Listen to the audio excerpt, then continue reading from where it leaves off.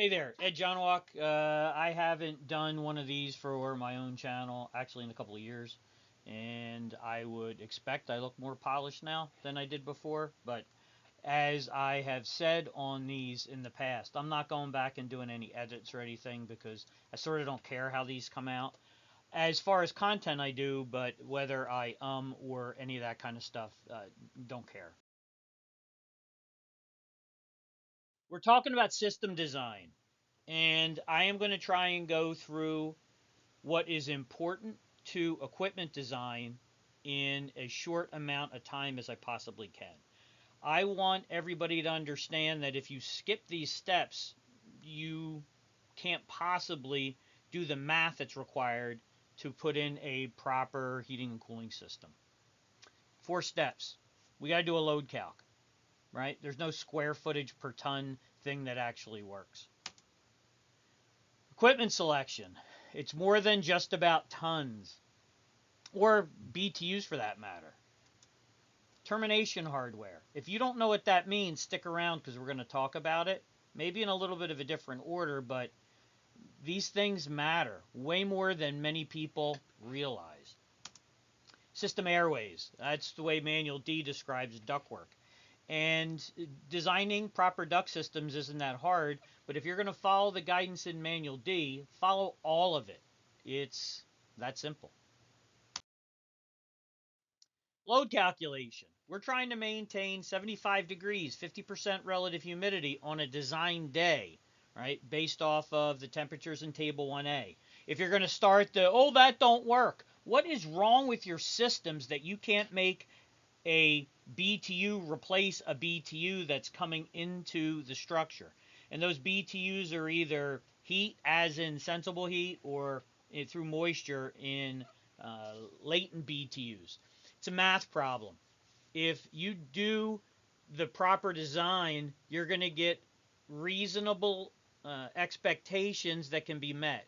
And what I mean by that is if you're going to put in a system and you're going to tell the people you're going to keep it 68 degrees in their house, the only way you're going to be able to do that is to install a system that makes it feel like a cave the majority of the year. You have to accept the fact that a properly sized system struggles 1% of the time.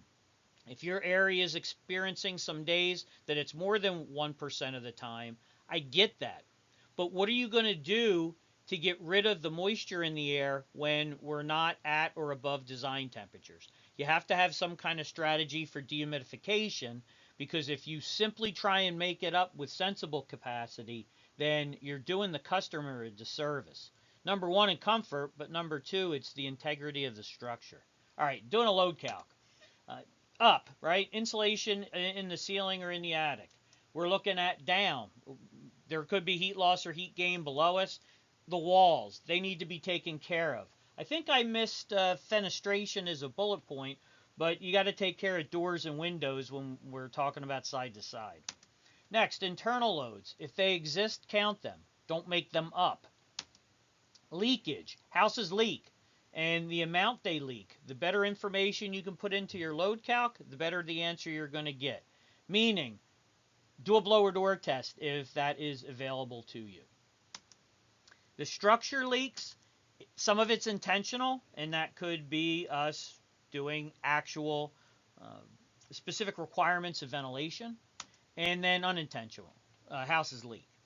Wintertime, they leak more than the summertime. Summertime, the temperature between inside and outside isn't as substantial as it is in the winter. When it's 10 degrees out and you're keeping it 70 in the house, that's a big difference or a big delta. That delta is the driver behind what we call stack effect, or the act of the warm uh, air, gases, whatever's in the house going up, right? That goes up. When a box of air goes out the top, a box of air comes in. It's the way it works. So we will get leakage. There's really nothing we can do about it. We can fend some of it off, but nonetheless, we're going to have leakage. Our ducts. Our ducts can have leakage. Do your absolute best to put the ducts where they're going to be in the least aggressive environment. If you can put the ducts inside the house, that's the first thing we should try. If you got to put them outside the conditioned space, do your best to seal them.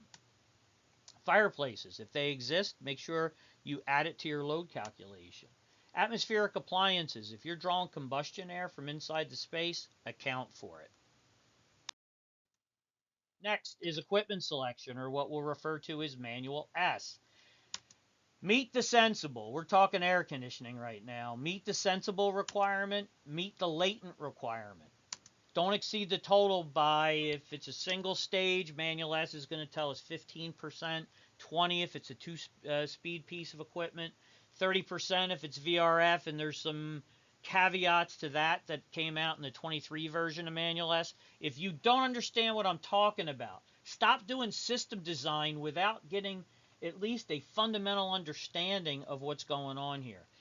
Picking like for like in a replacement is not the right way to do it. Doing anything that doesn't meet what the house's requirement is not the best way to do it. Heating, whether it's hot water or hot air, you're not supposed to go more than 140% over the calculated load. There's some caveats to that where you can go double if you need a bigger blower. You can go double if your heating your heating loss is under 25K and things of those natures. Being closer to the heat loss gives you more runtime. More runtime in the heating as well as cooling is about mixing the air. The more you mix the air, the more comfort you're going to provide. More runtime in the cooling is better for dehumidification. System airways. That's what Manual D calls ductwork. System airways. There's more than 4 topics in Manual D, but I break them down into there's 4 major topics that we need to ensure. Number 1 is fan pressure. Fan pressure is so important. We got to make sure there's enough oomph from that fan to overcome the pressure drops that are going to exist in that system. Far too frequently, people ignore how much pressure that fan has, and then they take that guy and set it at 0.1 and send it. So that's not what you do. You can end up with ductwork that is not large enough. The second thing that we do when it comes to duct size is we make sure we don't break the velocity rules. 900 feet per minute in the supply, 700 feet per minute in the return is our airflow. You can't have velocity that's too low.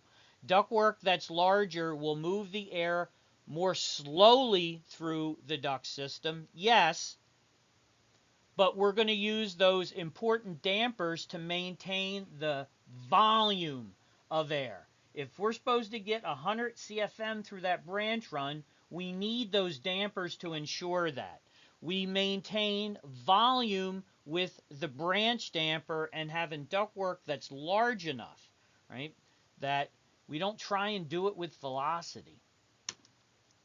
The termination orifice. Yes, I called it that. A supply register. It absolutely can be too big, right? If the hole's too big, the air just pours out. If it's too small, it's going to make noise. Again, we got a speed limit for the face velocity of that hardware. The idea is, hang on, follow the guidance in Manual T. Manual T gives us that predictable throw and spread. I want to know how far that air is going to go. I want to see that it covers the area of loss and gain. It drives me insane when I see ducts installed in houses where they blow into the conditioned space. What kind of nitwit designed and installed that? I mean, come on. A big rule here is don't blow air on people. And here's a really good visual of what this looks like. We can see on the top left over here that air, based off of the volume and the proper register selection, we can get that air where it needs to go. It's blowing towards that exterior wall.